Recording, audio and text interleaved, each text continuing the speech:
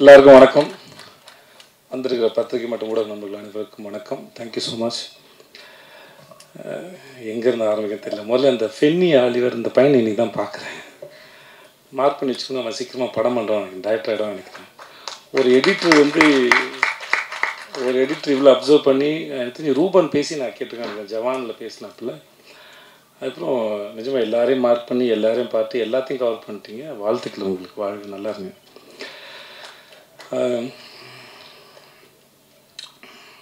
நான் எல்லாரும் பேசும்போதும் அடுத்து என்ன பேசுன்னு யோசிச்சேன், அதனால் பிளாங்க் ஆகிட்டேன். நான் இங்கேருந்து ஆரம்பிக்குது, ஆறுமுகத்துலேருந்தே ஆரம்பிக்கிறேன். ஒரு நல்ல நாள் பார்த்து சொல்கிறப்போ நான் சொல்லியிருப்பேன்னு நினைக்கிறேன், எனக்கு தெரியல. முதல்ல ஒரு படத்துக்கு வாய்ப்பு தேடி போகும்போது, வரணும்னு ஒரு படத்துக்கு வாய்ப்பு தேடி போகும்போது, அப்போது அவர் ராஜு சாரோட கோ டைரக்டர் பிரேம் சாருக்கு தான் ஃபஸ்ட்டு படம், கேமராமேனாக 96 பிரேமுக்கு. நுங்கம்பாக்கத்தில் தான் ஆஃபீஸ் இருக்குது, ராஜு சாரோட ஆஃபீஸ். அவர் ஒரு சாஃப்ட்வேர் கம்பெனி. நான் போய் என் ஃபோட்டோ வந்து பூபதினு ஒரு மேனேஜர் இருக்கார், அவருக்கு கொடுத்துருந்தாரு. அதை பார்த்து என்னை கூப்பிட்டாங்க. போனோடனே எனக்கு வந்து சீனை சொல்கிறேன், டைலாக் எழுதிட்டு நடிங்கன்னாங்க. ஸோ முதல்ல அங்கே டைலாக் எழுதும்போது தான் தெரியும் எனக்கும் டைலாக் எழுத வரும்னு. ஸோ நானே போய் என்னோடய சீனுக்கு டைலாக் எழுதிட்டு அதுக்கப்புறம் கீழே போய் ஜெல்லு வாங்கிட்டு வந்து தள்ளி தேய்ச்சிட்டு அப்புறம் நானே சீன் எழுதுறதுனால எனக்கு ஃப்ளோ இருந்தது, மாடுலேஷன் இருந்தது. இப்போ வேற ஒருத்தர் எழுதின சீனை நடிக்கும்போது நமக்கு அதுக்கு அந்த என்ன நினச்சி எழுதியிருப்பாங்க, எங்கே பாஸ் கொடுக்கணும் அப்படின்னு நமக்கு அதை ரெடி ஆகிறதுக்கு ஒரு டைம் எடுக்கும். ஸோ அந்த சீனை வந்து நானே எழுதுனதுனால என்னால் அதோட ஈஸியாக பேச முடிஞ்சது, மெமரைஸ் பண்ண வேண்டிய அவசியம் இல்லை. ஸோ அப்படி வச்சு என்ன எடுத்தார். அப்புறம் வந்து வேற ஒருத்தர் செலக்ட் பண்ணியிருந்தாலும் எனக்கு அவருக்கு எந்த அறிமுகமும் இல்லாமல் இருந்தாலும் இந்த பையன் நல்லா நடிக்கிறான் அப்படின்னு சொல்லி எனக்காக ரொம்ப ஸ்ட்ராங்காக ரெக்கமெண்ட் பண்ணி எனக்கு அந்த வாய்ப்பு வாங்கி கொடுத்தது ஆறுமுகம் தான். ஸோ அதனால் காலத்துக்கும் அது ஏன்னா ஆர்ட்டை பொறுத்த வரைக்கும் மற்ற ஏதாவது டிகிரினா வந்து வெளியே படித்து சர்டிஃபிகேட் கொடுத்துடலாம். ஆனால் ஆர்ட்டை பொறுத்த வரைக்கும் நம்ம நம்பணும், நமக்கு நாமே கொடுத்துருக்க சர்டிஃபிகேட் நினைக்கிறேன். நம்மக்கிட்ட அது வந்திருக்கா இல்லை அப்படின்னு புரிஞ்சுக்கிறது. அதுக்கான சந்தர்ப்பத்தை யாராவது ஒருத்தர் ஏற்படுத்தி கொடுக்கும்போது தான் நமக்கு தெரியும், ஓகே நம்மளால் அது பெர்ஃபார்ம் பண்ண முடியுதுன்னு. ஸோ அந்த மாதிரியான ஒரு சந்தர்ப்பத்தை எனக்கு ஏற்படுத்தி கொடுத்த திரு ஆறுமுகத்துக்கு எப்பயுமே நன்றி. அதுக்கப்புறம் நடுவில் கொஞ்சம் பக்கத்துக்கான படம் பண்ணும்போதும் நான் ஆப்ஷனில் இல்லை, சரி விஜய் வேணாம் அப்படின்னு தான் இருந்தாங்க. இதுவும் எனக்கு பிரேம் சார் சொல்லி தான் தெரியும். ஆறு தான் வந்து உனக்காக ரொம்ப ஸ்ட்ராங்காக ரெக்கமெண்ட் பண்ணார். விஜயை பார்த்துட்டு ஆடிஷன் பண்ணிவிட்டு ரிஜெக்ட் பண்ணுங்கள், பார்க்காம ரிஜெக்ட் பண்ணாதீங்க அப்படின்னு ரொம்ப ஸ்ட்ராங்காக சொன்னது ஆறு தான் எனக்கு பிரேம் சார் சொல்லி தான் தெரியும்.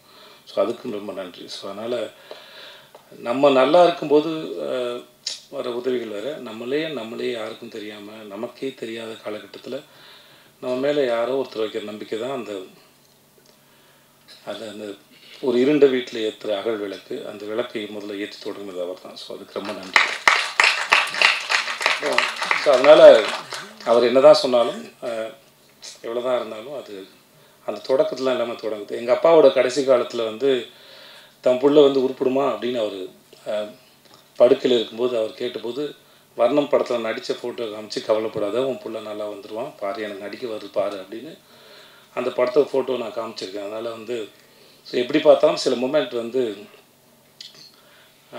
அதை உருவாக்குனவங்களும் அந்த சந்தர்ப்பத்தையும் வந்து காலத்துக்கும் அதுக்குள்ளே வந்துட்டு போகிறது வந்து ஒரு ஏதோ வகையில் நம்மளை வந்து உயிரோடு இருக்க வைக்கிது நான் நம்புகிறேன், ஈரத்தோடு. ஸோ அதனால் அதுக்கு எப்பயுமே நன்றி.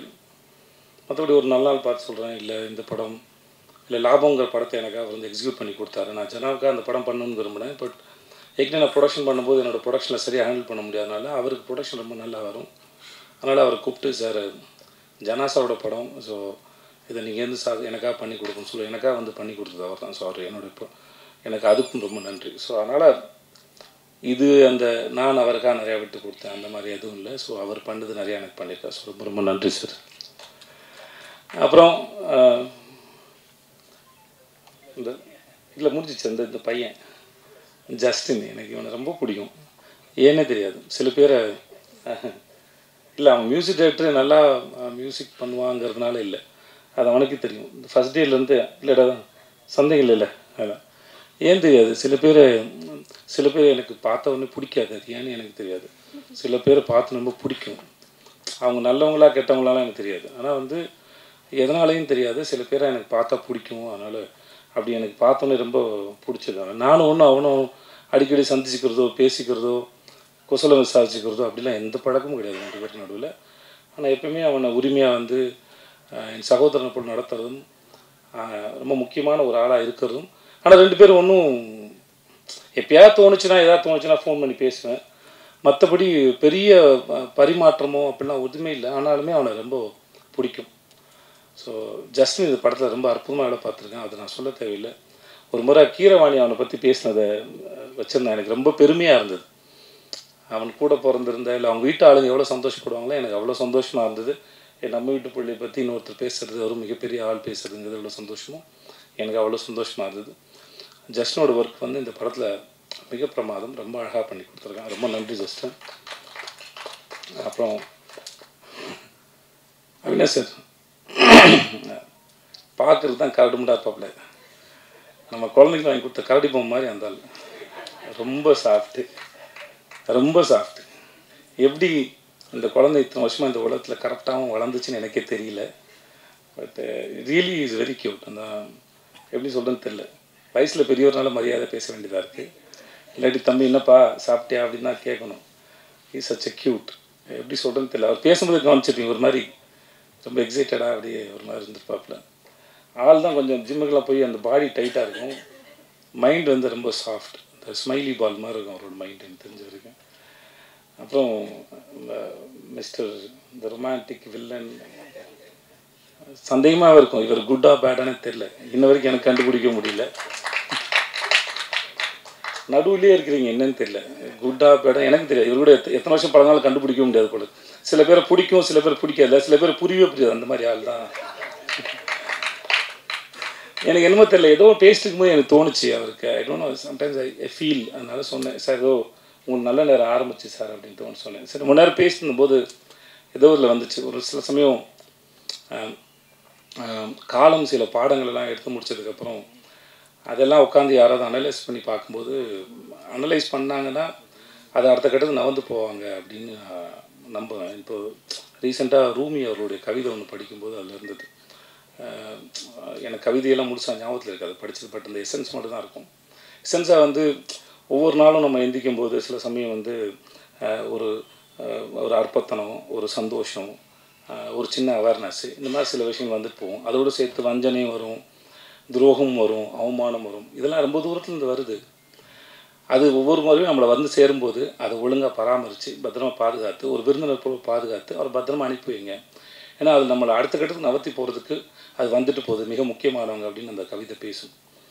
அந்த மாதிரி தன் வாழ்க்கையில் ஏற்பட்ட அனுபவங்களை உட்காந்து அழகாக பேசி அலசி ஆராய்ஞ்சு வழி அனுப்பின ஒரு ஆள்னு நினைக்கிறேன் அவர். அதனால் அவருக்கு நல்ல நேரம் இருக்குன்னு நான் நம்பினேன். அதை வச்சு தான் சொல்லியிருப்பேன்னு நினைக்கிறேன். ஸோ அதனால் இட்ஸ் மனசில் வந்து சார் சொன்னேன் சார். உட்காருங்க சார். ஆனால் மிஸ்கின் சாருக்கு செல்லமாக வச்ச பேர் இந்த டெஸ்டோஸ்டிரோன் 3, அதே மனசில் வச்சுக்கோங்க.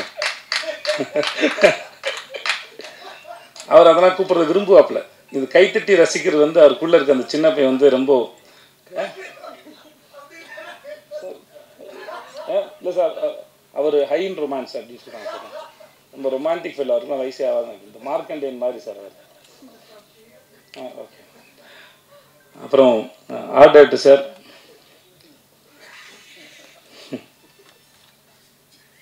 உங்களை பார்க்க உங்கள் ஸ்கூல் டேஸில் நான் போய் உங்களோட ஃப்ரெண்டாகவும் ஆசையாக இருக்குது சார் எனக்கு. இந்த மாதிரி பையன் ஃப்ரெண்டாக இருந்தானா ரொம்ப சந்தோஷப்படுவேன். ஏன்னா அவனை நம்பி நான் என்ன வேணால் பண்ணுவேன், எங்கே வேணால் போவேன். ஏன்னா அந்த பையன் எங்கேயும் போக மாட்டான். எனக்கு அவருக்கும் பெரிய பழக்கம் இல்லை, நிஜமாக இல்லை சார். 2 பேரும் அவ்வளோ பேசிக்கவே இல்லை. நீங்கள் பேசும்போது ரொம்ப ரொம்ப சமத்து பையனாக ரொம்ப க்யூட்டாக இருந்தது சார். இந்த நோட் புக்கில் லேபிள்லாம் கரெக்டாக ஒட்டி பேர்லாம் தப்பு இல்லாமல் எழுதி ப்ரெசன்ட் பண்ணுவாங்கல்ல, அந்த மாதிரி ரொம்ப ஸ்வீட்டாக இருந்தது சார் பேசும்போது. பாருங்கள்,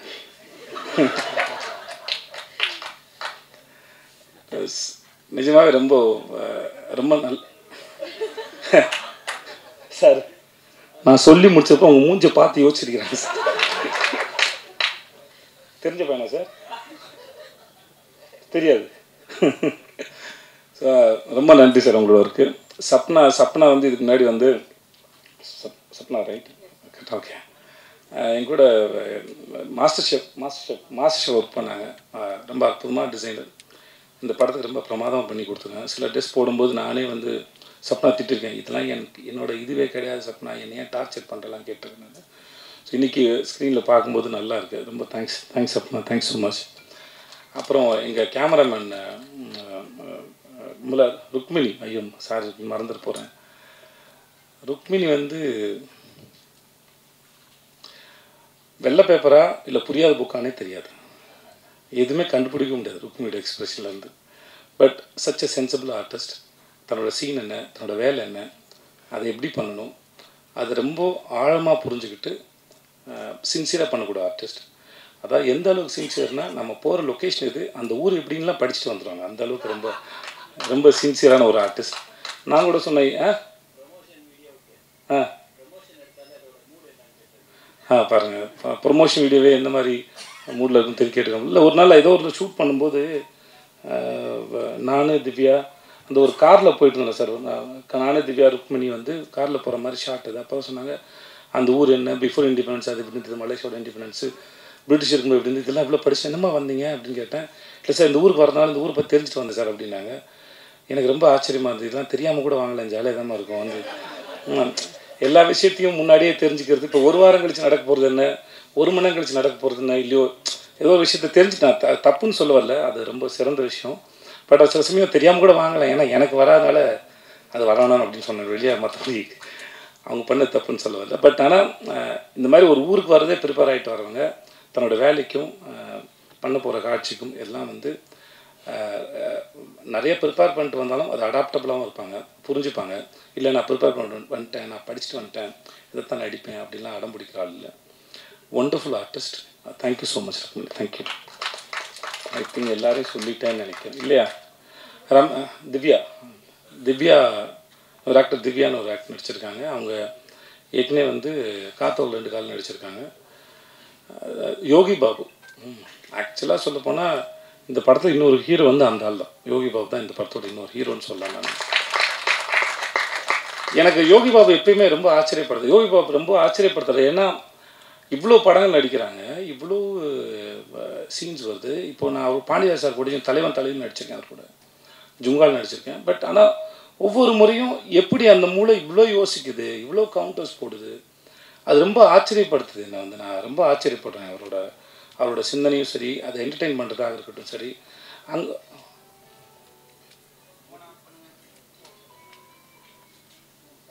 பரவாயில்ல பேசணுமா?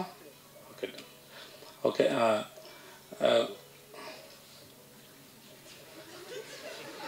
சரி, அவர் பண்ணலாம். அவர் தான் எங்கள் பிஆர் யுவராஜ், அவர் பண்ணலாம். அது அதனால் அது ஒன்றும் பிரச்சனை இல்லை.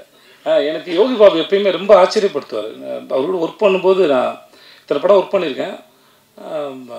அவரோட டைமிங்கு சில சமயம் வந்து அங்கே இருக்கட்டும், டப்பிங்கில் ஒன்று போடுவார். நானே டப்பிங் பேசி முடிச்சுட்டு சொன்னேன் நான், சார் நான் சிலது இம்ப்ரூவைஸாக பண்ணியிருந்தேன்னா சார் திருப்பி வந்து அவரை கூப்பிட்டு அவரோட படம் போட்டு காமிச்சு திரும்பி பண்ண சொல்லுங்கள் சார், அவர் திடீர்னு எதாவது போடுவார் சார் இந்த மனுஷன். ஸோ நிறைய இடத்துல அவரோட இம்ப்ரூவைஸ் பண்ணது, சில சமயம் நடிக்க முடியாமல் நானே சீனில் சிரிச்சிருக்கேன். அவரோட எக்ஸ்ப்ரெஷனாக இருக்கட்டும், ஹீ இஸ் ரியலி ரொம்ப டேலண்டடான ஒரு மனுஷன். அப்புறம் நடுநடுவில் வந்து படம் டைரக்ட் பண்ணுறதுக்கு கதையெல்லாம் சொல்லுவார், ரொம்ப நல்லா இருக்கும். நான் ஒரு முறையும் பேசும்போது தலைவா டைரக்ட் பண்ணிடுங்க தலைவா, ரொம்ப யோசிக்காதீங்க. ஏன்னா அவர் ரொம்ப நல்லா யோசிக்காது. சும்மா உட்காந்து டைம் பாஸ் பண்ணி நான் பார்த்தே இல்லை யோகி பாபு யாரோ ஒருத்தராவது இன்ட்ராக்ட் பண்ணுறாரு, ஏதாவது பேசுகிறாருன்னா இல்லை ஏதாவது ஃபன் இருக்கும். எனக்கு ஒரு முறையும் ஆச்சரியமாக இருக்குது.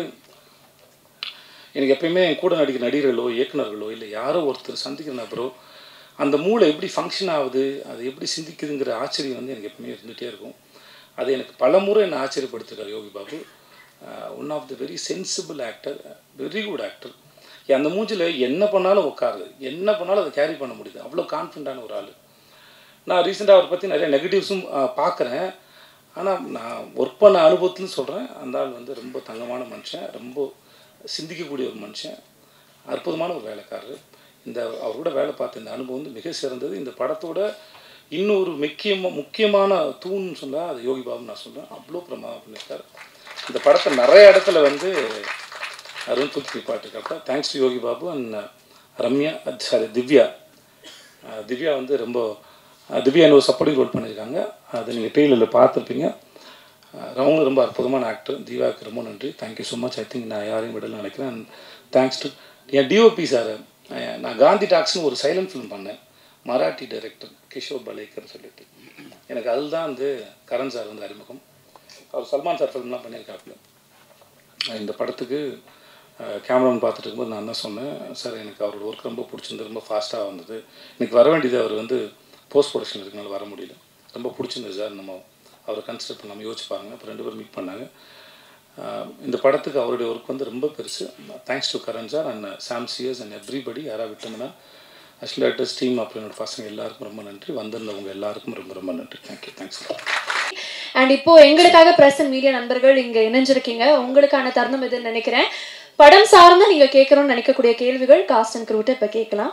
இது படம் சார்ந்து மட்டுமே இருக்கணும் அப்படிங்கிறது எங்களுடைய அன்பான வேண்டுகோள். ஏஸ்ன்றதுக்கு வந்து என்ன அர்த்தம்? இந்த படத்தோட கதையை பற்றி நீங்கள் எதுவுமே சொல்லலை. என்ன இந்த படத்து மூலமாக என்ன சொல்கிறீங்க? நான் சொல்லணுமா? கதையின் மூலமாக ஒன்றும் மெசேஜ்லாம் சொல்லலை சார் இந்த படத்தில். இந்த படம் ஒரு என்டர்டெயின்மெண்ட், கமர்ஷியலுங்கிறது வந்து எல்லா படமும் கமர்ஷியலுக்காக தான் பண்ணுறோம். பட் இது வந்து பியூர் என்டர்டெயின்மெண்ட். ஸோ எனக்கு பேசிக்காக வந்து ஒரு கதையை சொல்கிறதுக்காக படம் எடுக்கலை. நம்ம அந்த படத்தில் வந்து அந்த படம் எடுக்கிறதுக்காக ஒரு கதையை வந்துட்டு யூஸ் பண்ணிக்கிறோம். அப்படி தான் நான் வந்து படத்தை பார்க்குறேன். ஸோ ஏஸ் வந்து பியூர்லி என்டர்டெயின்மெண்ட் சார். நீங்கள் உள்ள கதை இருக்குது, நல்லாயிருக்கும். என்ன கதை அப்படின்னு சொல்கிறேன், எந்த மெசேஜ் நான் சொல்ல சார். அது வந்து ஃபுல்லி என்டர்டெயின்மெண்ட். வந்த உடனே எல்லா கைண்ட் ஆஃப் எமோஷன்ஸும் எமோஷ்னல்ஸாக இருக்கும், நல்லா கொஞ்சம் ஜாலியாக போகும், action. It's a pure entertainer sir. Vijay சேவி சார், இதுக்கு முன்னால் சூப்பர் டூப்பர் ஹிட் படம் மகாராஜா பண்ணியிருக்கீங்க. கலெக்ஷனும் 100 கோடிக்கு மேலே, தரம் வயசும் அவ்வளோ பெரிய இது. அந்த படத்துக்கு அப்புறம் இந்த படம் வருது, எப்படி இருக்கும்? நடுவில் விடுதலை பாகம் 2 வந்தது சார். என்ன சார் நீங்கள் எவ்வளோ பெரிய படம் சார் அது? மன்னிச்சுக்கோங்க சார். நான் நடித்து நான் ரொம்ப பெருமைப்படுற படம் சார். எனக்கு வந்து வெற்றி சார் ஒர்க் பண்ணதாக இருக்கட்டும், விடுதலை 2 இருக்கட்டும், அதெல்லாம் வந்து என்றைக்காவது இப்போ வாழ்நாளில் கிடைக்கிற பாக்கியம் சில படங்கள் வந்து. ஸோ அதனால் அது எப்படி நம்ம நன்றி சொல்லுங்கள் சார். ஓகே சார், இந்த 2 வெற்றி படத்துக்கு அப்புறம் வரக்கூடிய படம் எப்படி இருக்குது மனது? சார் இது ஒரு நல்ல ஒரு கமர்ஷியல் என்டர்டெய்னர் சார். இந்த படம் ஜாலியாக இருக்கும், வந்து சிரிச்சிட்டே இருக்கலாம், ஆக்ஷன் இருக்குது, ரொமான்ஸ் இருக்குது. இது எல்லா நாளும் போல் எல்லா நாளும் சாதாரணமாக தொடங்குறதில்ல. சில நாள் உங்கள் மேலே ஏதாவது ஒரு சேலஞ்சை வைக்கும். அது அந்த மாதிரி ஒருத்தருக்கு திடீர்னு ஒரு நாள் வந்து ஏதோ ஒரு சேலஞ்சை வச்சு அவனை திருப்பி போடுது. சில சமயம் வந்து சில சமயம் பொறுத்து போயிடுவோம், சில சமயம் நமக்கு பொங்கி எழணும்னு தோணும்.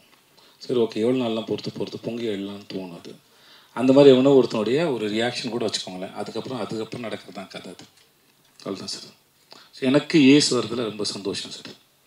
Thank you sir. Vijay Sethupathi sir, சரிங்க, எப்படி இருக்கீங்க? நல்லா இருக்கீங்களா? நல்லா இருக்கு சார். நீங்கள் பேசுகிறப்போ சொன்னீங்க படத்தை ரிலேட்டட் தான் கேள்வி. எனக்கு சில பேரை பார்த்தா வந்து ரொம்ப பிடிக்கும், சில பேரை பார்த்தா ஏன்னே தெரியாது, நல்லவங்களா கூட அவங்க இருக்கலாம், பிடிக்காது அப்படின்னீங்க. நிச்சயமாக நிஜத்தில் அதை சொல்ல மாட்டீங்க இங்கே யாரை பிடிக்காதுங்கிறத.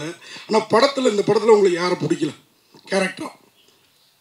இந்த படத்தில் உங்கள் கூட நடித்த கேரக்டராக யாரை பிடிக்கல?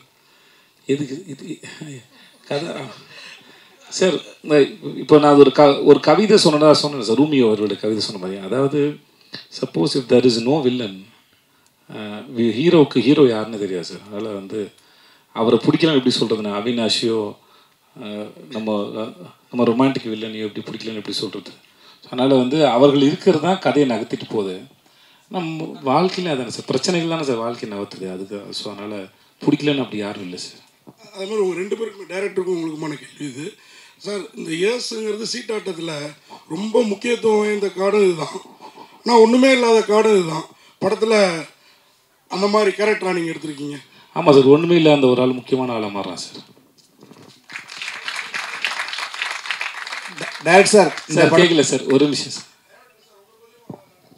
ஆமாம் சார், அவர் பதிலாக தான் சார். ஏன்னா அவர் கதாபாத்திரம் அவர் எழுந்து தான் நான் நடிச்சிருக்கேன். அதனால் வந்து இல்லை சார். சார், இந்த படத்தினுடைய கதைக்கெல்லாம் வந்து மலேசியாவில் நடக்குது. மலேசியாவில் எடுக்கணும்னு எடுத்துருக்கீங்களா இல்லை கதையை அங்கே தான் எங்குதா? இல்லை சார், இது வந்து ஒரு ஃபாரின் கண்ட்ரியில் நடக்கணும் அப்படின்னு விஷயம். இப்போ மலேசியாவில் ஏன் நடக்குது அப்படின்னு கேட்டிங்கன்னா, மலேசியாவில் தான் நம்ம தமிழர்கள் இருக்காங்க. ஸோ ரிலேட் பண்ணுற மாதிரி இருக்கிறோம்னா, இப்போ தாய்லாண்டில் போனோம்னா அங்கே தமிழ் மக்கள் வாழ்கிற மக்கள் கிடையாது, ரொம்ப இதுவாக கிடையாது, அங்கேயே இருக்கிற மக்கள். ஸோ நம்ம தமிழ் ஆளுங்க வாழ்கிற நாடுன்னு பார்த்திங்கன்னா மலேசியா இல்லைன்னா சிங்கப்பூர்.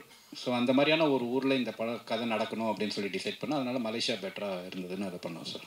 ஹீரோ ஏன் சார் இதனுடைய அடையாளத்தெல்லாம் அழைச்சிட்டு போகிறாரு? அடையாளத்தை அழிச்சிட்டு போகிறாரா? அதுதான் சார் இந்த படத்தில் சொல்கிறோம். எதுக்கு அடையாளத்தை அழிச்சிட்டு போகல சார். இந்த பழைய அடையாளம் வேணால் நம்ம வந்து அடையாளத்தை அழிக்கல, நம்ம வேறு அடையாளத்தில் இருக்கலான்ட்டு இந்த ஊருக்கு வர்றாரு சார் அவர். அந்த படத்துக்கு பப்ளு எப்படி சார் தேர்ந்தெடுத்தீங்க? ஹீரோ சொல்லி தேர்ந்தெடுத்தீங்களா இல்லை நீங்களாவே தேர்ந்தெடுத்தீங்க? இல்லை, நானாகவே தான் சார் தேர்ந்தெடுத்தேன். நன்றி நன்றி.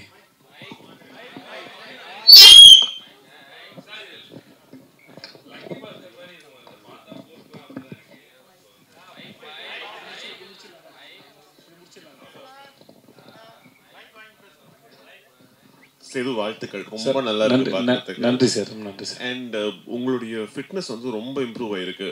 அவர் வந்து சொல்லும் போதும் சொன்னார் ரொம்ப டிசிப்ளின்டா வந்து ஒர்க் அவுட் பண்ணீங்கன்னு. டிப்ஸ் ஷேர் பண்ணுவீங்களா ப்ளீஸ்? வெயிட் லாஸுக்கு ஃபிட்னஸுக்கு என்னென்ன பண்ணீங்க அப்படிங்கிறத பற்றி கொஞ்சம் டீட்டெயிலாக சொல்லுங்களேன் சார். ஆக்சுவலாக ஒர்க் அவுட் பண்ணேன் சார். அப்புறம் ஆமாம் ஜிம் போனேன். ஆமாம் சார், யார் மேலே சார் சத்தியம் பண்ணணும்? இல்லை சார், நிறைய வெயிட் லாஸ் இருக்குது, அது பார்த்த உடனே தெரிஞ்சது சார். ஆமாம் சார், ஆனாலுமே எப்படின்னா சில சாப்பாடு எனக்கு ஒத்துக்கல. அதனால் வந்து அது வேணான்னு சொல்லி தவிர்க்கிற முயற்சி பண்ணுவேன். ஒரு 70% ஜெயிச்சிருவேன் முயற்சியில். 30% தோற்று போகும்போது சாப்பிட்டுருவான் சார். இவ்வளோ தான் சார், வேறு எதுவும் இல்லை சார். என்ன டைம் பீரியட் ஆச்சு உங்களுக்கு இந்த வெயிட் லூஸ் பண்ணுறதுக்கு? எத்தனை கிலோஸ் லூஸ் பண்ணியிருக்கீங்க? ஏன்னா அதெல்லாம் செக் பண்ண மாட்டேன் சார். ஏன்னா செக் பண்ண டிப்ரெஸ் பண்ணும் சார். அதனால் அது சார் ஏன்னா பார்க்குறதுக்கு நமக்கு கேரி பண்ண முடியுதான்னு பார்க்குறதோட சரி சார். மற்றபடி நடுவில் திரும்பி இன்க்ரீஸ் ஆச்சு, குறைஞ்சிது தெரியல, ஸ்டேபிளாலாம் எனக்கு இருந்ததில்லை. இப்போ தான் வந்து சில விஷயம் ஏதோ புரியுது. அதாவது என்னென்னா நம்மளாக தெரிஞ்சுக்கிறதுன்னு ஒன்று இருக்குது, பட் சயின்ஸ் என்ன சொல்லுதுன்னு இருக்குது. ஸோ சயின்ஸ் என்ன சொல்லுதுன்னு கேட்டு தெரிஞ்சுக்கிட்டு சில விஷயங்களை பண்ணுறேன், அவ்வளோதான். அதாவது சயின்ஸ் என்ன சொல்லுதுன்னா முதல்ல வந்து இதெல்லாம் தவிர்க்கலாம், பண்ணலாம் அப்படின்றது. அப்படி இல்லை, ஒரு உடம்பும் ஒரு தனி உடம்பு தான். அதனால் அதுக்கு என்ன தேவையோ அதை தான் எடுத்துக்கணும் அப்படின்னு சொல்லும்போது அது கொஞ்சம் ட்ரை பண்ணி பார்க்குறேன் சார். ஸோ வேறு ஒன்றும் இல்லை சார். டேரக்டர் சார், இப்போ சேதுபதி சார் வந்து உங்களை பற்றி நீங்கள் செஞ்ச உதவிகளை மறக்காமல் ரொம்ப நினைவு கூர்ந்தாங்க. ஆனால் அந்த கான்செப்டில் எதுக்கு நீங்கள் வந்து சேதுபதி அந்த அளவுக்கு பற்றி அறிமுகப்படுத்தின விஷயங்களை ஏன் செஞ்சீங்க? அவங்க மேலே ஏன்னா அப்படி ஒரு ஈர்ப்பு ஏன் உங்களுக்கு ஏற்பட்டுச்சு? அந்த ஆடிஷனில் பார்த்ததா சார்? அது வந்து எந்த ஒன்றும் இல்லை சார். அப்போ வந்து நான் வந்து கோ டைரக்டராக ஒர்க் பண்ணிகிட்டு இருந்தேன் சார். அவர் சொன்ன மாதிரி அப்போ வந்து ரொம்ப சின்ன வயசு. அப்போ ஆடிஷன் பண்ணையில் சார், அவர் ஆடிஷன் பண்ணையில் பியூர் டேலண்ட் மட்டும்தான் சார். அப்போது எந்த கேல்குலேஷனுமே கிடையாது சார். அப்போ பார்க்கையில் இவரை காஸ்ட் பண்ணால் நமக்கு ஏதாவது யூஸ்ஃபுல்லாக இருக்குமா, இப்போ அந்த மாதிரிலாம் எதுவுமே கிடையாது. பார்த்த உடனே ரொம்ப பியூரான ஒரு டேலண்ட். எப்படின்னா எந்த அளவுக்குன்னா அவங்க வர்றாரு வந்த உடனே இந்த மாதிரி நாங்கள் ரொம்ப அவசரமாக ஒரு இடத்துக்கு கிளம்பிட்டு இருந்தோம். அப்போ டைரக்டர் கூப்பிட்டாருன்னு சொல்லிட்டு அப்போ வந்து அவசரமாக போகணும். அப்போ வந்து அவர் வந்த உடனே சொன்னார், இந்த மாதிரி போய் இந்த கேரக்டர் அப்படின்னோடனே சரி நீங்களே எழுதி நடிங்க அப்படின்னு சொல்லிட்டு சொன்னோம். அவரே எழுதினார் உட்காந்து. எழுதிட்டு அப்போ எனக்கு நல்லா ஞாபகம் இருக்குது, வேகமாக கீழே ஓடி போய் ஒரு அந்த 2 ரூபா ஜெல்லு கிடைக்கும். அப்போது 12 ரூபாய் அது சரி 12 ரூபா ஜெல்லு இருக்கும். அது அந்த 12 ரூபா ஜெல்லு வாங்கிட்டு வந்து, எனக்கு விலை தெரில அப்போது, வாங்கிட்டு வந்து பாத்ரூமில் இருந்து அந்த இதில் போயிட்டு அங்கே ஒரு இதில் ஃபுல்லாக ஜெல்லெல்லாம் தடவி ஃபுல்லாக வலிச்சு சீவி அந்த கேரக்டரை வந்து நான் யதார்த்தமாக அப்படியே உள்ளே போய் பார்க்குறேன். அப்போ வந்து நடித்து பார்த்துக்கிட்டு இருக்காரு கண்ணாடியில் அந்த ஜெல்லெல்லாம் போட்டு. எனக்கு பயங்கர ரொம்ப ஆச்சரியமாக இருந்துச்சு. அது அந்த ஆர்வம் அது தெரில, அது ரொம்ப ஆச்சரியமாக இருந்துச்சு. இதை தாண்டி அந்த நடித்த விதம் வந்து அதை ஜஸ்டிஃபை பண்ணிச்சு. எல்லோரும் எஃபர்ட் போடுறாங்க, ஆனால் அந்த எஃபர்ட் ஃபுல்ஃபில் ஆகுமான்னு தெரியாது. ஸோ அந்த டேலண்ட் தான் நம்மளை இம்ப்ரெஸ் பண்ணுது. ஸோ ஒவ்வொரு தடவையும் வந்து நான் செட்டில் நீங்கள் நடிக்கையில்னு நினைக்கிறேன். அப்போ நடிக்கையில் வந்து ஃபஸ்ட் டைம் ஆர்டிஸ்ட்டு எந்த இது யாரும் வந்து பண்ண தேவையில்லை. அப்போ யூனிட்டில் எல்லோரும் வந்துட்டு கை தட்டுறாங்க அந்த இடத்துல ஒரு சீன் நடிக்கையில். அப்போது அந்த டேலண்ட்டு தான் சார், வேறு ஒன்றுமே காரணம் கிடையாது. அந்த டேலண்ட்டுக்கான மரியாதை தான், வேறு ஒன்றுமே இல்லை சார். Mr. Vijay Sethupathi. சொல்லுங்க sir. Yeah. Love the trailer and it looks fantastic. I can't wait to watch the film. You've done a great job. Just wanted to check something besides the film. Did you guys explore Malaysia and how is it? And also what are your other travel destinations? Do you get time with your busy schedule? Do you go to some countries, when you take out time for your vacations. Mr. Vijay, yes. Malaysia ரொம்ப அழகான நாடுங்க, ரொம்ப அழகான நாடு. நாங்கள் ஈப்போன்னு ஒரு இடத்துல போய் இறங்கினோம். அந்த இது ரிட்டையர்மெண்ட் சிட்டி மாதிரி இருந்தது, ரொம்ப அமைதியாக இருந்தது.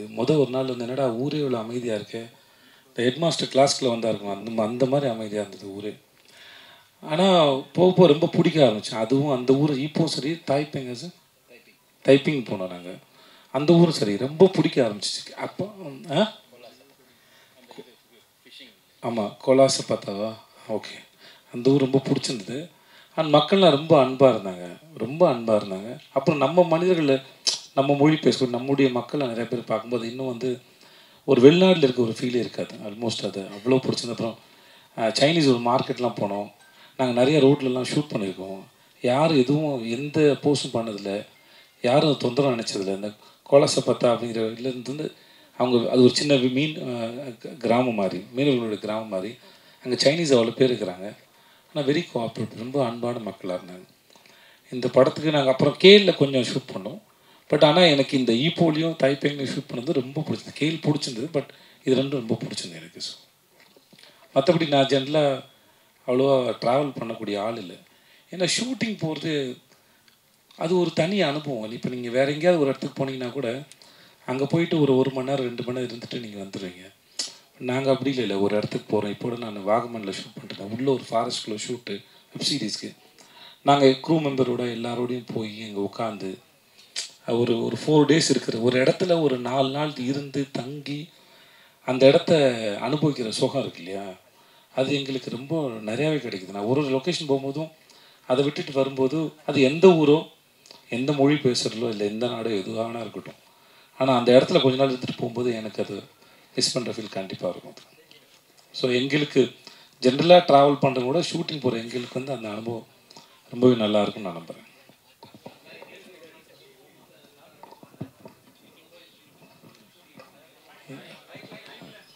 இல்லை சார், டூரிஸ்ட் ஸ்பாட் எங்கேயுமே ஷூட்டிங் பண்ணல சார். டூரிஸ்ட் அட்ராக்ஷன் ஸ்பாட் அப்படிங்கிற மாதிரி எந்த இடத்துக்குமே போகல. அங்கே லைஃபாக என்ன இருக்கோ, market, roads, Chinese places, India, little India, இந்த மாதிரியான. அப்புறம் முருகன் கோயிலும் ட்வின் டவரும் கண்டிப்பாக காட்டியே ஆகணும் சார், இல்லைன்னா மலேசியான்னு நம்ப மாட்டாங்க. ஸோ அதனால் அது 2 மட்டும் டூரிஸ்ட் அட்ராக்டிவ் பிளேஸ் மாதிரி இருக்கும். மற்றபடி அது வந்து எல்லா பிளேசஸுமே வந்து நார்மலாக அங்கே வாழ்கிற மக்கள் போகிற வர பிளேசஸ் தான் சார் ஷூட் பண்ணோம். இந்த மாதிரி டைரக்டர் சார் கேட்டேன், லக்கி பாஸ்கர் மாதிரியே தீம்லாம் இருக்குது, ஸோ அதை பேஸ்டாக எதுவும் ஸ்டோரி இருக்குமா? இல்லை சார், லக்கி பாஸ்கருக்கு இதுக்கு எந்த சம்மந்தமே கிடையாது சார். லக்கி பாஸ்கர் வந்து சரி ஒரு அந்த மாதிரியான ஒரு ஆஸ்பெக்டில் பார்த்தீங்கன்னா அதில் ஒரு மாதிரி க்ளோஸ்லி ரிலேட்டடாக இருக்கும் சார். பட் தீமாக பார்த்தீங்கன்னா அதுக்கு இருக்கும் இந்த ஒன்றும் சம்மந்தம் இல்லை சார் லக்கி பாஸ்கர். ஹீரோயின் மேம்கிட்ட கேட்கும், அதான் நீங்கள் வரப்போ தமிழே தெரியாதுன்னு வந்து டைரக்டர் சார் சொன்னார். நீங்கள் ஆனால் அவ்வளோ அழகாக தமிழ் பேசுனீங்க. படத்தில் வந்து தான் தமிழ் லேர்ன் பண்ணிக்கிட்டீங்களா இல்லை முன்னாடியே தமிழ் தெரியுமா? இல்லை படத்தை ஷூட் பண்ணும்போது I think I got a little more practice. நீங்கள் பாருங்கள், இப்போ 30% தமிழ் தான், everything else is Tanglish. But like I was saying, shoot டைமிங்கில் எல்லோரும் ரொம்ப சப்போர்ட் கொடுத்துருக்காங்க. ஏடிஸ் எல்லோரும் உட்காந்துட்டு every one has 100 different things to do. But every one from Vijay sir, ஆரு sir, every one sat with me. கொஞ்சம் சில சமயம் ஒரு நியூ லாங்குவேஜில் we don't know where to put the bosses, Mphasis எங்கே வரணும் தெரியாது. ஸோ அந்த சின்ன சின்ன விஷயத்தில் எல்லோரும் ரொம்ப சப்போர்ட் கொடுத்துருக்காங்க. ஸோ இப்போ I got 30% because of ways. Hopefully going forward maybe 50-60% one day. இல்லை ஃபஸ்ட்டு படம் விஜய் அண்ணாவோட எப்படி ஃபீல் பண்ணீங்க, அதை பற்றி கொஞ்சம் ஷேர் பண்ணுங்கள். அப்புறம் வந்துட்டு தமிழில் வந்து அடுத்து உங்களுக்கு லைனப்பில் எவ்வளோ படம் இருக்குது? ஏன்னா நீங்கள் நிறைய பேர் சொன்னாங்க நிறையா படம் உங்களுக்கு வரிசையாக இருக்குது அப்படின்னு சொல்லி. ஸோ அதை பர்டிகுலராக கேட்கணும். ஸோ உங்கள் முதல் question, working with Vijay sir was amazing. I have always admired his work and the ஒரு audience member and what we see, obviously that I have always had great admiration for. But in the shooting process I got to see a little bit of how sir approaches a character, how he uses improvisations. ஒரு லைனில் எப்படி சொல்லணும், எப்படி அது breakup பண்ணிட்டா அது meaning கொஞ்சம் change ஆகிடும். how you can get all those smaller nuances. So as an artist it was like ஒரு மாஸ்டர் கிளாஸ் மாதிரி. ரொம்ப நல்லா இருந்தது. ஐ லேர்ன்ட் அ லாட். இப்போ தமிழ் இண்டஸ்ட்ரியில் my next film is Madrasi. Vijay sir, இந்த படத்துக்காக நீங்கள் என்ன ஹோம்ஒர்க் பண்ணீங்க? கார்ட்ஸ் ஏதாவது ரியல் லைஃப்பில் விளையாடுவீங்களா? சொல்லுங்கள். ரம்மி விளையாடுவேன், ரம்மி விளையாடுவேன். மற்றபடி அங்கே இருக்க கார்ட்ஸ் எனக்கு அது விளையாட தெரியாது, எனக்கு தெரியாது. தெரியல, ரம்மி டெய்லி விளையாண்டு ப்ராக்டிஸ் பண்ணி. Music director sir, music director sir Vijay. யார்? நாகராஜா? இந்த மாதிரிலாம் கேள்வி ஒன்றா மட்டும் தான்டா கேட்க முடியும். இல்லைடா, அது ஆக்சுவலாக அந்த சீனில் அது வச்சோன்னே என்ன மாதிரி யாருக்கும் கேட்டோன்னே அது யோகி பாபு சார் கொடுத்த கமெண்ட். அவரையும் சொன்னார், சிவாவையும் சொன்னார், இன்னொரு ஹீரோவையும் சேர்த்து சொன்னார். அது படத்தில் இருக்குன்னு இருக்கா அப்படி சொன்னார். இல்லை இவரை மாதிரி இருக்குல்ல அவர் மாதிரி இருக்குன்னு சொன்னாப்புல. சார் 3 பேர் சொன்னாரா? 3 பேர் சொன்னார். அவர் ஒரு டைமிங் தான், அது வேறு ஒன்றும் இல்லை. ஓகே தானா? வேறு ஏதாவது கேள்வி இருக்காங்க சார்? மியூசிக் டைரக்டர் வேறு எதிர்பார்க்குறாரு அவர். சார் ஒரு நிமிஷம் இருங்களேன் ஐயா, நாகராஜ் கேள்வி கேட்டிருக்கான்.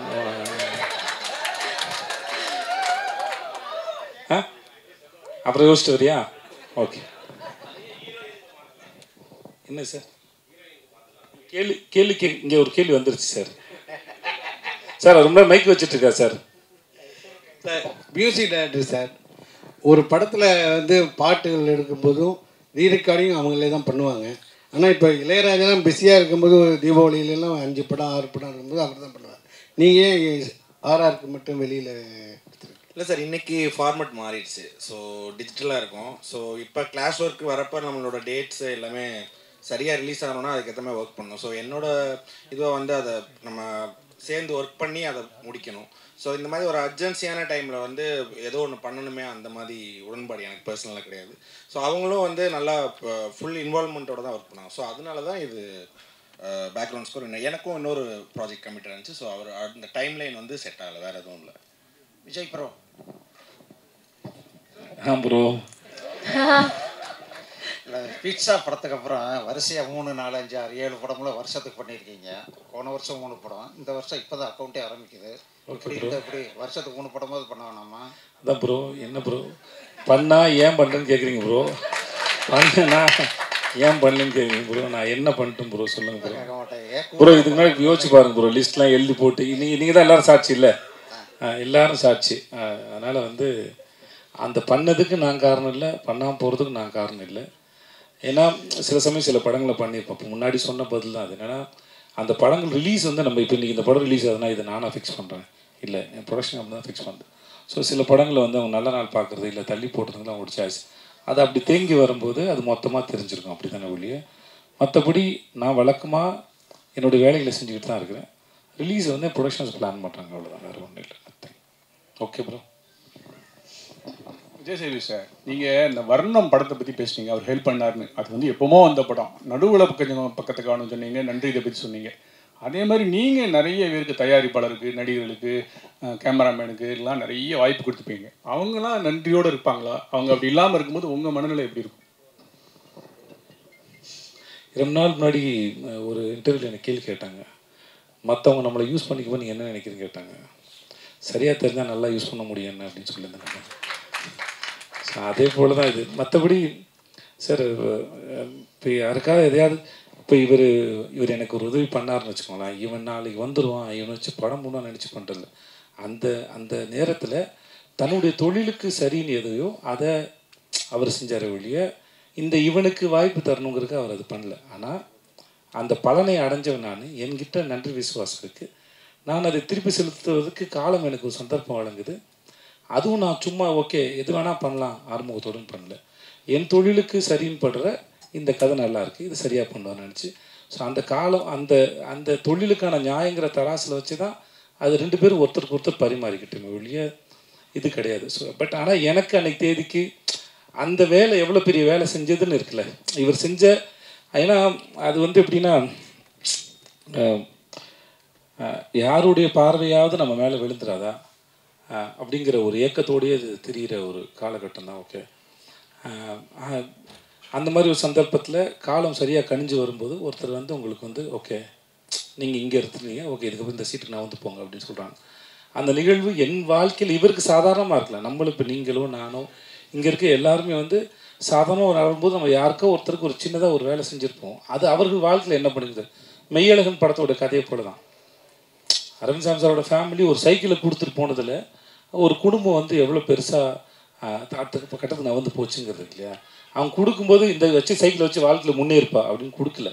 பட் அந்த சைக்கிளை வச்சுட்டு அந்த குடும்பம் எப்படி முன்னேறினாங்கிறது அவங்களுடைய தனிப்பட்ட உழைப்பு தான் காரணம். அதே போல் தான் பெறுகிற உதவியோ இல்லை இந்த மாதிரி செயல்னால கிடைக்கிறத வச்சு நம்ம எப்படி வரோங்கிறது தான் இருக்குது. பட் இருந்தாலும் ஸ்டில் எனக்கு இன்னமும் அது இருக்குது, அது உள்ளே இருக்குது. அது இன்னமும் என்னை வந்து அதான் சொன்னாங்க உயிர்ப்போடு இருக்க வைக்கிறது அது. ஸோ அதுக்கு என்றைக்குமே நன்றி கடன் பட்டிருக்குன்னு சொல்லுவேன். என்ன வேணால் நடக்கலாம், எனக்கு அவருக்கு சண்டைகள் வரலாம், மிஸ் அண்டர்ஸ்டாண்டிங் வரலாம். அது வேற ஒரு சம்பத்தினால் நிகழ்வது. நான் துபாயில் வேலைக்கும் போது என்னோடய பாஸ் சொன்னார், உனக்கும் இன்னொருத்தருக்கு சண்டை வருதுன்னா அது 2 உடம்புக்கான சண்டை இல்லை, ஒரு விஷயத்தை பற்றின சண்டையை ஒழிய அது தனி மனுஷனுக்கானது இல்லை அப்படின்னு சொல்லுவோம். அது எனக்கு ரொம்ப முக்கியமான பாடமாக நான் நினைக்கிறேன். அந்த மாதிரி மிஸ் அண்டர்ஸ்டாண்டிங் வரலாம், சண்டை என்ன வரலாம். பட் ஆனால் அவரால் நான் பெற்ற பலன், என் வாழ்க்கை நடந்த மாற்றங்கள் வந்து யாரும் மாற்ற முடியாது. ஒருவேளை இதெல்லாம் கடவுள் தான் பிளான் பண்ணி செய்கிறாருன்னா அந்த கடவுள் எனக்கு பிளான் பண்ணி அனுப்பின ஒரு ஆளாக அவர் பார்க்குறேன். ஓகே, இந்த வேலையை இவர் செய்யுங்கன்னு சொல்கிறாங்க. ஸோ அப்படி தான் பார்க்குறேன் சார். நன்றி சார். உங்களுக்கு தான் கேள்வி. இது வரைக்கும் இல்லை உங்களுக்கு தான், நமக்கு தானே இது? ஆமாம், இது வரைக்கும் எந்த ப்ரெஸ் மீட்லேயும் எப்போவுமே கண்ணாடி போட்டு நாங்கள் பார்க்கவே இல்லை உங்களை. இந்த ப்ரெஸ் மீட்டுக்கு வந்து இல்லை இந்த ப்ரெஸ் மீட்டுக்கு வரும்போது நீங்கள் எங்கே பார்க்குறீங்கன்னே தெரியல. கண்ணாடி பாருங்க, கண்ணு நல்லாவே தெரியும். ஒருவேளை மிஸ்கினுக்கு போட்டியா வந்துட்டு கிளாஸ் போடுறதுக்கு ஆரம்பிச்சிருக்கீங்க. ஏன்னா அவரோட ட்ரெயின் படத்துக்கு மிஸ்கின் சாருக்கு போட்டியாக போடுறதும் டேரக்டர் தான் சார். அவங்க கண்டிப்பாக கண்ணாடி போட்டால் மிஸ்கின் ஆக முடியாது சார். அதனால் நான் அவரோட வேலை செஞ்சுருக்கேன். மிஸ்கின் அவர்களுடைய மூளை எப்படி இயங்குன்னு எனக்கு நல்லா தெரியும் சார். எனக்கு வந்து இந்த நான் ஷோ பண்ணல சார், 8 மணி நேரம் 10 மணி நேரம் ஷோவில் நிற்கும்போது என் கண் வந்து ட்ரை ஆகிடுச்சு சார். அப்புறம் வந்து அதனால் இது என்ன சொல்லுவாங்க, ஐயோ ஐட்ராப்ஸ், அது என்ன பேர் சொல்லுவாங்கடா, லூப்ரிகன்ஸ் தேவைன்னு சொல்லுவாங்க. அதனால் அது போட வேண்டியதாக இருந்தது. இப்போயும் ப்ரெஸ்க்கு வரும்போது ரொம்ப நேரம் பட்டனால சீக்கிரம் ட்ரை ஆகிடுது. அதனால தான் சார், வேறு மற்றபடி என் கண்ணு நல்லாவே இருக்குது சார். நல்லா இருக்குது சார். மிஸ்கின் சாருக்கு போட்டியாக எப்போ சார் டைரக்டர் ஆக போகிறீங்க? எந்த வருஷம் சார்? நான் போட்டி போடுறதா ஏன் சார் மிஸ்கின் சாரோட போட்டி போடணும் நீங்கள் சொல்லுங்கள் சார். எனக்கு தான் தெரியுமா, அந்த மனுஷன் வீட்டுக்கு போங்க சார். அவர் புத்தகத்து மேலே தூங்குறாருல, படுக்கையில் படுத்து தூங்குறான்னு தெரியுது. அவ்வளோ படிக்கிற ஒரு ஆள். நீங்கள் அவர்கிட்ட போய் எந்த விஷயம் வேணா கேளுங்க, யாரும் வேணா கேளுங்க. ரொம்ப ஆத்மார்த்தமாக சொல்லி கொடுக்க ஒரு மனுஷன், மறைக்க தெரியாது அவருக்கு. ஸோ எனக்கு அவரோட சிந்தனையும் சரி, ரொம்ப சின்சியராக, ரொம்ப ஆழமாக, ரொம்ப நேர்மையாக படம் பண்ணக்கூடிய மனுஷன். நான் இதுக்கு அவரோட போட்டி போடுவேன். ரசிகனாக இருந்துட்டு போயிடுறேனே, அவருக்கு ஒரு சகோதரனாக இருக்கேன், தம்பியாக இருக்கிறேன், என்னை கண்ணம்மான்னு செல்லமாக கூப்பிடுவாப்புல. ஸோ அப்படியே இருந்துட்டு போகிறேன். நான் இதுக்கு அவரோட போட்டி போகணும்.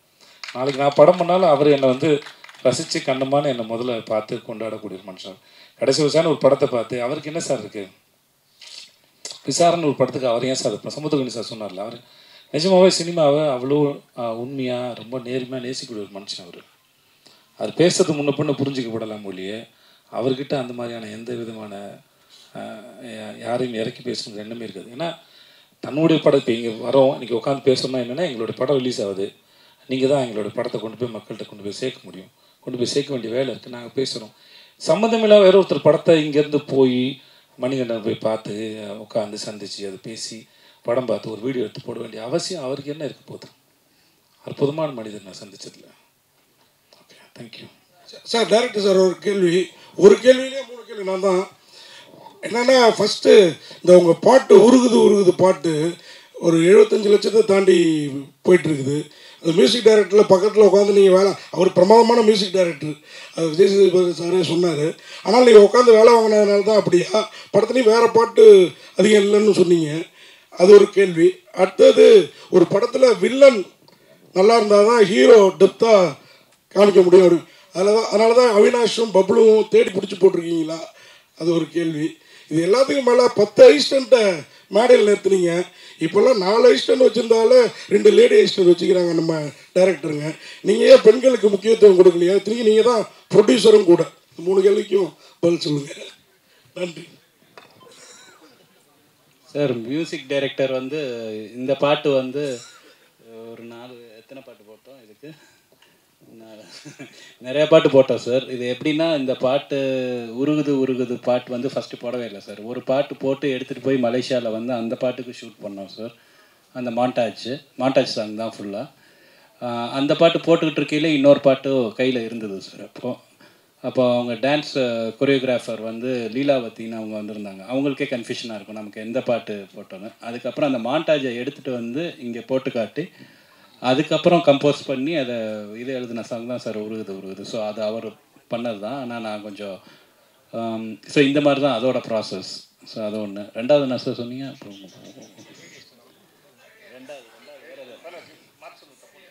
இல்லை சார், யாரும் இல்லை சார், ஓடிட்டாங்க. நான் கொஞ்சம் டார்ச்சர் பண்ணுறேன்னு சொல்லிட்டு பசங்கன்னா கொஞ்சம் தாங்குறாங்க சார். அது அவங்க ஒரு 2-3 பேர் இருந்தாங்க. அதுக்கப்புறம் அவங்க ரொம்ப நான் ரொம்ப வேலை வாங்குறேன், ரொம்ப இது பண்ணுறேன்னு சொல்லிட்டு போயிட்டாங்க சார். படம் தான், வேறு எந்த சார்.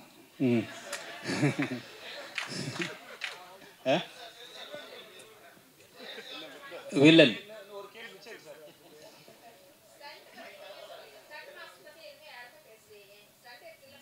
ஆமாம், அதான் நீங்கள் தப்பு தான் வேணும்.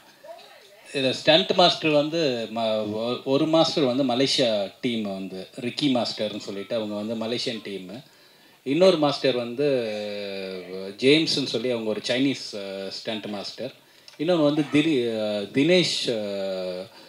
தினேஷ் உப்ராயன், அவர் தான் ஃபைனல் கிளைமேக்ஸ் ஃபைட் பண்ணார். நான் உண்மையிலே சொல்லியிருந்துருக்கணும், ரொம்ப மை பேட், என்னோட தப்பு தான். ஏன்னா அந்த ஃபைட்டு வந்து தினேஷ் பண்ண ஃபைட் வந்து ரொம்ப எக்ஸ்ட்ராடினரி கொரியோகிராஃபி. இன்னொன்று வந்து நம்ம இவர்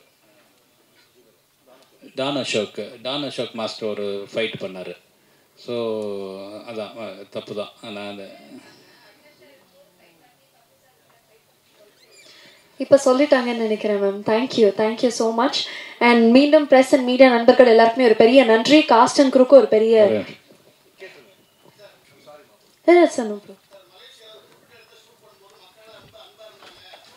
எல்லா இடத்துலையும் சார், எல்லா இடத்துலையும் சார். இல்லை சார், நான் அங்கேயும் இல்லைன்னு சொன்னேன், எங்கேயுமே இல்லை சார். இல்லை சார், ஓகே, எங்கேயுமே சார். எப்பவுமே பொதுமக்கள் வந்து சார் அவங்களுக்கு மூல தேவையில்லை சார். வந்து நம்மளோட ஃபோட்டோ எடுத்து நம்மளை சந்திக்க வர்றது பேரன்பு தானே சார். அதை ரிசீவ் பண்ணுறதுல ஒன்றும் இல்லை சார். அதனால் எப்பவுமே அது சந்தோஷம் தான் சார். ஏன்னா இல்லை சார், மலேசியாவிலன்னு சொன்னால் மலேசியாவில் படத்தை பற்றி பேசிகிட்டு இருக்கோம் சார். நல்லா சொல்கிறேன் சார், வேறு ஒன்று. ஏன்னா மலேசியா பற்றி அவங்க கேட்டாங்க சார், அதனால் அதை பற்றி சொன்னேன் சார்.